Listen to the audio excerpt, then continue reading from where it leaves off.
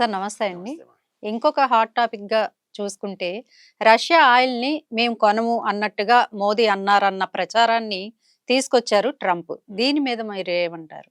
Okay మా. So, మన దేశానికి ఆయిల్ అన్నది చాలా ఇంపార్టెంట్ మా. ఎందుకంటే మన చాలా దేశంలో చాలా. ప్రొడక్షన్ ఎంత ఒక 100 లీటర్లు డైలీ మనకు ఇండియా లెవెల్‌లో ఆయిల్ ఖర్చయితుంటే ఓన్లీ ఒక 18, 15 లీటర్సే ప్రొడ్యూస్ చేయగలుగుతున్నాం మా మనకు. ఓకే. పెద్ద రిసోర్సెస్ లేవు. కొంచెం అస్సాము, కొంచెం రాజస్థాన్, ఈ మధ్య కొద్దిగా అండమాన్ నికోబార్‌ల అన్నీ కలిపినా గాని కూడా ఒక 15 లీటర్స్. హ్మ్. 80-85 లీటర్స్ మనం బయట నుంచి తెచ్చుకోవాలి మనం. సో, మనం 21 మన యుక్రెయిన్, రష్యా యుద్ధం కంటే ముందుకి ఒక చిన్న స్టాటిస్టిక్స్ తీసుకుంటామా, హ్మ్. ఆ 85 లీటర్స్‌ల ఒక 3, 4 భాగాలుగా అప్పుడు కూడా ఇరాన్ మీద శాంక్షన్‌లున్నాయిమా. ఓకే. కానీ కూడా మనము స్పెషల్ పర్మిషన్ తీసుకొని మళ్ళీ అదేమా బేసికల్లీ అమెరికానే ఇరాన్ మీద శాంక్షన్స్ విధిచ్చింది. హ్మ్. కానీ శాంక్షన్స్ కంప్లీట్‌గా విధిచ్చి దాన్ని వదిలేసినామనుకోండి, అది కంప్లీట్‌గా నాశనం అయిపోయి ఆఫ్ఘనిస్తాన్ లాగా అన్‌కంట్రోల్డ్ టెర్రరిజం అయితది అని చెప్పి మళ్ళీ అమెరికానే పర్మిషన్ హ్మ్. ఇచ్చిందనమాట. స్లైట్‌గా ఇండియాకు, స్లైట్‌గా చైనాకు మాకు తెలియకుండా కొనుక్కోండి మీరు అని. So, Iran was alive because of హ్మ్. ఆయిల్ బ్రాడ్ అనమాట. అంటే గిల్లి జోలపాడడం ఆ! అంటారు గదా! అట్లా. అది. మన 85 లీటర్లలో ఒక 10, 15 లీటర్లు వాళ్ళ దగ్గర నుంచి. హ్మ్. సౌదీ నుంచి ఒక 25, 30 లీటర్స్. ఇంకా వేరేది చిన్న చిన్న దేశాల నుంచి ఒక 5, 10 అట్లా తీసుకొని మొత్తం మన 85 లీటర్స్‌ది పర్ డే ప్లస్ హ్మ్. మన దగ్గర ఓన్ ప్రొడక్షన్ ఒక 15, 20 లీటర్స్ జరుగుతుందనమాట. ఓకే. అది కొద్దిగా అటు ఇటు చేంజ్ అయితున్నదనమాట. ఖటార్ నుంచేమో మనము ఆయిల్, నేచురల్ గ్యాస్ ఎక్కువ అక్కడి నుంచి. హ్మ్. మన ఎల్‌పీజీ గ్యాస్ అదెక్కువ. వేరే దేశాలు సౌదీ, ఇరాన్, ఇరాక్ వీళ్ళందరి దగ్గర నుంచి మన వెనిజువేలా వీళ్ళందరి దగ్గర నుంచి ఆయిల్ ఎక్కువ. ఆయిల్. ఆయిల్‌లో బేసికల్లీ వేరే వేరే ఒక 4 కేటగరీలుంటాయి very excellent good oil Saudi Arabian. Hmm. ఒక లాస్ట్ నుంచి కొద్దిగా ముందుకు ఉరాల్ ఆయిల్ అంటారనమాట. That okay. Is not crude oil is not greatest అనమాట. దాంట్లో కొంచెం మిక్స్చర్ ఎక్కువ ఉంటది. దాన్ని రిఫైన్ చేయడానికి డబ్బులు ఎక్కువ పడతాయి. Crude oil. Okay. Crude oil అని ఉరాల్ క్రూడ్ హ్మ్. అంటారనమాట. ఇది బెస్ట్ క్రూడ్ ఏమో సౌదీ నుంచి సౌదీ. దొరుకుతది. వెనిజువేలా, అమెరికానేమో షేల్ అంటారనమాట. హుహు. వాడు వాటర్ నుంచి వాటర్ కిందున్న క్రూడ్‌ని తీస్తాడు కాబట్టి అది ఇంకా డ్యామేజింగ్ అనమాట హ్మ్. దాన్ని. దాన్ని రిఫైన్ చేయాలా అంటే కష్టం అనమాట. హ్మ్. సో, మళ్ళా ఈ యుద్ధం స్టార్ట్ కాకముందు పోతే మనం కొనేదంతా బెస్ట్ ఆయిల్ క్రూడ్ కొంటున్నాము. సో, మన దగ్గర ఉన్న refinery IPCL, BPCL, HPCL, Reliance హ్మ్. ఎవరున్నా గాని బెస్ట్ క్రూడ్‌కి మన రిఫైనరీలు ట్యూన్ అయి ఉన్నాయి. హ్మ్. రైట్. సో, యుద్ధం వచ్చింది. సో, హ్మ్. అప్పటికి 65, 70, 75 పర్ బ్యారల్ ఉండే. సో, రష్యన్ యుద్ధం వచ్చినంక మనము చేయాల్సింది చేయకోనుంటే హ్మ్. అసలు ప్రపంచం ఇప్పటికి మొత్తం ఎకనామిక్ డిజాస్టర్ అయిపోతుండేమో. ఆ 75, 80 ఇది $200-250 పర్ బ్యారల్ పోతది అనుకున్నారనమాట. హ్మ్. ఎందుకంటే వీళ్ళు కూడా ఒక సబ్స్టాన్షియల్ అమౌంట్ ప్రొడ్యూస్ చేస్తది రష్యా. మనం ఎప్పుడు కొనలేదు కానీ 100% ఆఫ్ యూరోపియన్ యూనియన్. ఎందుకంటే ల్యాండ్ మాస్ చూసుకుంటే రష్యా ఈస్ కనెక్టెడ్ హ్మ్. With all the Europe. So, పెద్ద పెద్ద ల్యాండ్ పైప్ లైన్స్ ఉన్నాయన్నమాట. హ్మ్. గ్యాస్, క్రూడ్, ఆ! రిఫైన్డ్ అన్నది 100% ఆఫ్ ఆల్ యూరోపియన్ అక్కడి నుంచే వస్తుందన్నమాట. హ్మ్. కరెక్ట్ ఊహించుకోండి మొత్తం 100% ఒక్క రోజు మీరు 100%. కట్ చేస్తే హ్మ్. అక్కడికే ఇప్పుడు మా యూకేలో నా లైఫ్ అంతా నేను హుహుహు. 60 పెన్స్, 70 పెన్స్, 90 పెన్స్ వరకు చూసినాం. 90 రూపీస్, 100 రూపీస్ లీటర్. హ్మ్. పీక్ ఆఫ్ రష్యా ఆయిల్ £2.60 అంటే 260, 290, 300 రూపీస్ పోయిందన్నమాట డీజిల్, పెట్రోల్. హ్మ్. మళ్ళీ ఇప్పుడు కూడా వచ్చి 150, 160 కంటే తగ్గట్లేదన్నమాట అది. అవును. ఇండియా కాంట్రిబ్యూట్ చేసి, ఇండియా తీసుకొనొచ్చి రిఫైన్ చేసి మళ్ళా యూరోపియన్ యూనియన్‌కి ప్రపంచానికి అంతా సప్లై చేసింది కాబట్టి ఆ స్టేబుల్ ఆల్రెడీ ఇంకా కాస్ట్ ఆఫ్ లివింగ్ క్రైసిస్ అన్నది ఒక ఫేమస్ వర్డ్ ఇప్పుడు లాస్ట్ హ్మ్. 3 ఇయర్స్‌లో. అవును. ఆటా ఇండియాలో ₹70 అయితే పాకిస్తాన్ ఆక్యుపైడ్ కాశ్మీర్‌లో ₹270, పాకిస్తాన్‌లో ₹300. హ్మ్. అట్లా ఇప్పుడు కాస్ట్ ఆఫ్ లివింగ్ ఎక్కువ అన్నమాట. ఇంక యూరోప్‌లో కూడా ప్రతి ఒక్క ఫుడ్ స్టఫ్, కూరగాయలు అంతా కాస్ట్ ఆఫ్ లివింగ్ చాలా హ్మ్. ఎక్కువైపోయిందన్నమాట. ఇన్ స్పైట్ ఏంది అంటే మనము 60, $70 తీసుకొనొచ్చి రిఫైన్ చేసి రిఫైన్ ప్రొడక్ట్స్ సప్లై చేస్తుంటే ఇక్కడ ఉందన్నమాట అది. హ్మ్. లేకుంటే అసలు ప్రపంచం తట్టుకోవడం కష్టం అన్నమాట cost of living cost of crisis. Living. So, అది కూడా ఏమైందంటే రష్యా, యుక్రెయిన్ కొట్లాడుతున్నారు. హ్మ్. అమెరికా యుక్రెయిన్‌ని సపోర్ట్ చేస్తుంది. సో, అవును. అమెరికా రష్యాని శాంక్షన్ చేసి ఏమని చెప్పింది అంటే వాళ్ళ దగ్గర నుంచి క్రూడ్ కొనొచ్చు. కానీ హ్మ్. $60 పర్ బ్యారల్ కంటే ఎక్కువ పెట్టొద్దు అని చెప్పింది. కొనొద్దు అని చెప్పలేదు. హ్మ్. అట్లా. సో, కొనాలా. మార్జిన్ ఇచ్చింది. అది. ఆ! అరే నువ్వు వాళ్ళ మీద నువ్వు కొట్లాడాలా అన్నప్పుడు నువ్వు 100% శాంక్షన్ పెట్టాలా. నువ్వు హ్మ్. కొనొద్దు, అమ్మొద్దు, వాడినేం చేయొద్దు అన్నది అట్లా లేదనమాట. వాళ్ళకి తెలుసు 100% శాంక్షన్ పెడితే యూరోప్‌లో కాస్ట్ ఆఫ్ లివింగ్ లేకుండా మొత్తం దేశాలు కొలాప్స్ అయితాయని. హ్మ్. అని ఇండియానే ఎంకరేజ్ చేసిందనమాట బైడెన్. ఓకే. మీరు తీసుకోండి 60కి. తీసుకొని వచ్చి రిఫైన్ చేసి క్రూడ్ అమ్మితే క్రూడ్ కొంటే ఎంత ఒక జిమ్మిక్ అన్నమాట. క్రూడ్ అమ్మితే రష్యన్ క్రూడ్ కొన్నట్లు స్ట్రైట్ అవుతుంది కదా, అవును. రిఫైన్ చేసి అమ్మితే మేము ఇండియా పెట్రోల్ కొన్నట్లు అవుతుంది. రష్యా క్రూడ్ కొనలేదు, రిఫైనరీ నుంచి వచ్చిన ఇండియా డీజిల్ కొన్నాం, జిమ్మిక్ అన్నమాట. సో ఇప్పుడు అది జరుగుతుంది. బైడెన్ పోయేంత వరకు వాళ్ళు హ్యాపీగా ఎంకరేజ్ చేసిండ్రు. India made good money, Reliance made good money, IPCL BPCL made good money, ఒక 40-50,000 crores చేసినామా, and that is all gone in to our infrastructure. Okay good. So ఇప్పుడు రష్యా వచ్చినాక, మన ట్రంప్ వచ్చినాక, ఫస్ట్ లో వచ్చినప్పుడు అనలేదు నువ్వు కొనొద్దు అది ఇది అని. ఆయన ఏమనుకున్నాడు అంటే, మన పుటిన్ ఫ్రెండే కదా పోయి ఫోన్ చేస్తేనే యుద్ధం అయిపోతుంది, అయిపోయింది ఇంకా ఆడికి మన నోబెల్ ప్రైజ్ ఇది మాట్లాడుకుందాం అనుకున్నాడు.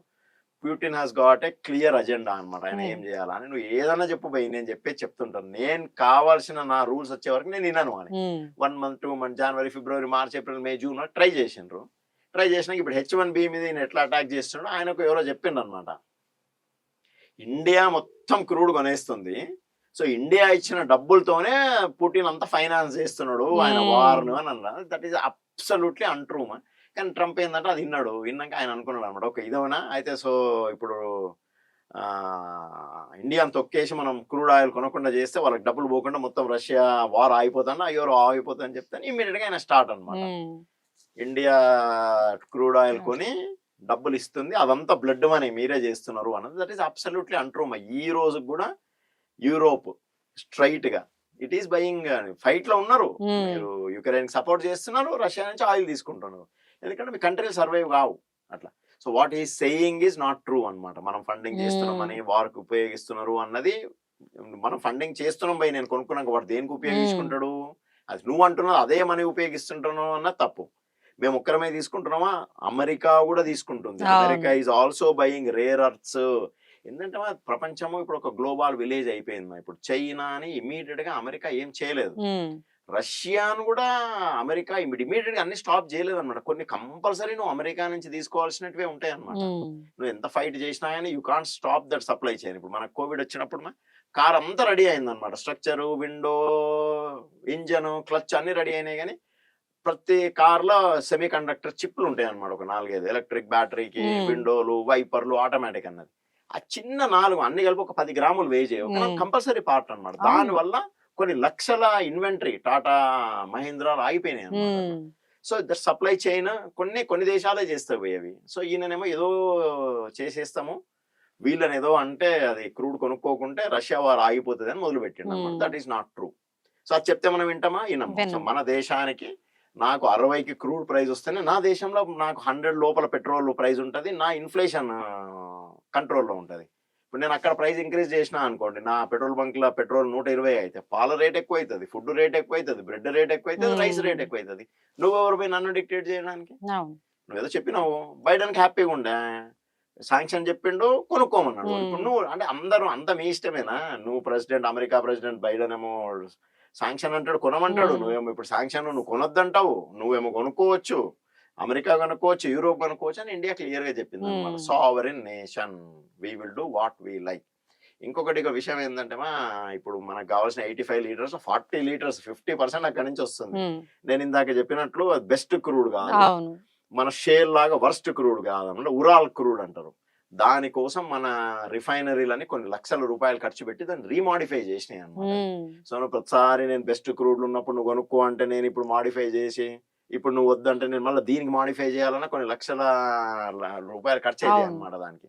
So it is not on your whims and fancies. మా దేశానికి ఏం కావాలన్నా మేము చూసుకుంటాం, నువ్వేమన్నా ఏమన్నా చెప్పేది ఉంటే మేము వినాదా లేదా అని మేము చూసుకుంటాం అన్నది మన ఎక్స్టర్నల్ అఫైర్స్ మినిస్టర్ ఇండైరెక్ట్ గా మోదీ గవర్నమెంట్ కూడా చెప్పింది అనమాట. ఇంకా లాస్ట్ దీంట్లో ఏంటంటే ఆయన షేల్ ప్రొడ్యూస్ చేస్తున్నాడు. సో ఆయనకి టెక్ ఇదంతా చేయడానికి రావట్లేదు. ట్రంప్ ఏమనుకుంటుంటే మా షేల్ ని ఇండియా కొనాలను 85 లీటర్స్ కొంటున్నావు పోయి అందరి దగ్గర, నా షేల్ కూడా కొన ఒక 20 లీటర్లు, నాకు కూడా డబ్బులు వస్తాయి కదా అన్నది.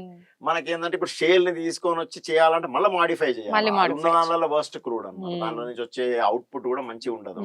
సో వాళ్ళు అన్ని ఆలోచిస్తున్నారు అనమాట, ఏదో ఒక కుతంత్రం పన్నుతూనే ఉన్నా ఈ దాని మీద కూడా అంతే, ఫైనల్ గా ఇంకోని డిస్ట్రాయ్ చేయాలి, నాకు డబ్బులు రావాలి. మధ్యలో ఉన్న గురించి కాన్సెప్ట్ ఎప్పుడు అమెరికా ఆలోచించారు. అమెరికాకు ఒక ఫేమస్ సేయింగ్ ఉందిలేమో, సో వాళ్ళతో ఫ్రెండ్షిప్ చేయడం ఒక డేంజర్, ఎనిమిటీ చేయడం ఇంకెక్కువ పెట్టేది అదే. రెండు చేయొద్దు, రెండు ఫ్రెండ్లీ చేయొద్దు, చేయొద్దు. ఎనిమిటీ చేయొద్దు. అందుకని మోదీ సార్ ఆయన 100 సార్లు అన్నా కానీ ఒక్క మాట కూడా మాట్లాడలేదు. నువ్వు అవును. అనేది అనుకోబోయి ట్రూత్ నాకు తెలుసు, మా ప్రజలకు ఆటోమేటిక్ గా తెలుసు, మా ప్రజలందరూ ఇంటెలిజెంట్, నువ్వు ఆ పాకిస్తాన్ వార్కి నీకు ఏం సంబంధం లేదు అన్నట్లు అట్లా షేర్ అన్నమాట. ఆయన ఏమన్నా చెప్తున్నాడు, అక్కడ కొనొద్దు, నువ్వు ఫండ్ చేస్తున్నావు, నా దగ్గరనే కొను అన్నాం. మనం అన్ని ట్రూత్ చెప్పినాం అనమాట. నువ్వు ఎంత కొంటున్నావు, వాళ్ళు ఎన్ని లీటర్లు కొంటున్నారు, యూరోపియన్ యూనియన్ ఎన్ని కొంటుంది, గ్యాస్ ఎక్కడి నుంచి కొంటున్నారు. So we're not going to budge, we're going to continue అని అన్నారు. యాక్చువల్గా బిహైండ్ ది సీన్స్ టాక్ అయిపోయింది ఏదో అన్నాడు 1-2 రోజులు. దాని తర్వాత ఇంకా అంత సల్లగా అయిపోయింది. So he's happy with what is happening. ఆయన ఒక టైప్ ఆఫ్ పర్సనాలిటీ అది ఇట్స్ నాట్ అది ఐడియల్ అందరికీ తెలిసిందే. అది. సో ఒక పర్సనాలిటీ ఆయనది. ఆయన ఒకటేదో మాట్లాడుతుంటాడు, ముందుకు వెళ్ళిపోతుంటాడు అనమాట. సో దట్ షేల్ ఇష్యూ, అది క్రూడ్ ఆయిల్ మనం కొంటూనే ఉంటాము, ఆయన చెప్తానే ఉంటాడు, అది జరుగుతూనే ఉంటది. ఏ రోజైతే మనకు వేరే దగ్గర ఎక్కడన్నా 60 కంటే తక్కువ దొరికింది అనుకోండి, ఆయన చెప్పాల్సిన పని లేదనమాట, అక్కడ కొనొద్దు అనేది, వేరే దగ్గర నుంచే కొనుక్కుంటాం మనం. So it is dependent on what our country needs and financial needs. It is not dependent on your trying to say something. Okay, super sir. Thank you. Thank you.